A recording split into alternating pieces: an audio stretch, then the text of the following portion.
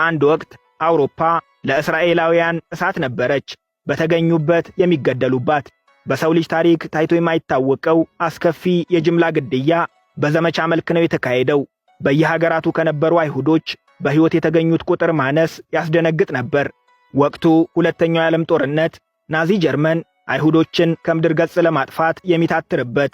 ያኔ በፖላንድ 3.3 ሚሊዮን አይሁዶች ነበሩ። ጦርነቱ ተጠናቆ እንደገና ተቆጠሩ። በሕይወት የተገኙት 380 ሺህ ብቻ ነበሩ። 3 ሚሊዮኑ ወይም 90 ከመቶዎቹ አይሁዶች በናዚ ጀርመን ጦር በግፍ ተገድለዋል።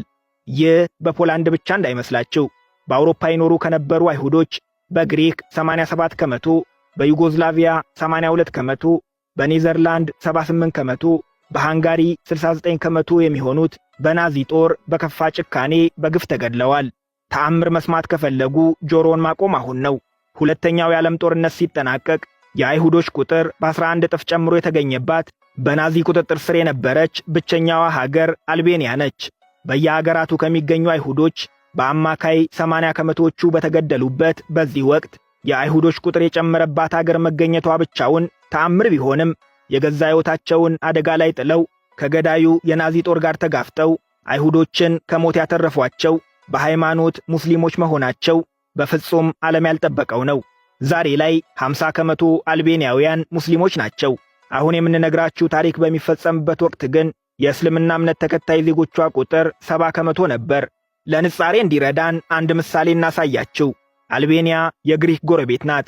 ከሁለተኛው የዓለም ጦርነት በፊት የግሪኳ ተሰሎንቄ የባልካኗ ኢየሩሳሌም ነበር የምትባለው።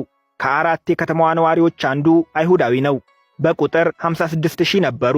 ጦርነቱ በተጀመረ ገና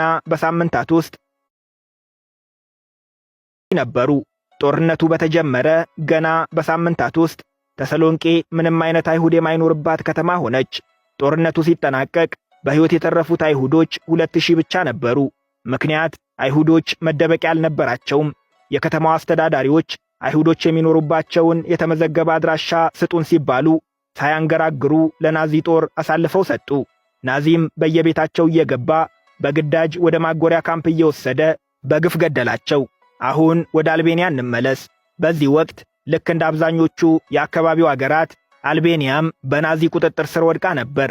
በሌሎች አገራት እንደተለመደው የአልቤኒያ መንግስትም የአይሁዶችን ዝርዝር እንዲያስረክብ በናዚ ታዘዘ። የአልቤኒያ መንግስት መልስ ግን አጭር ነበር።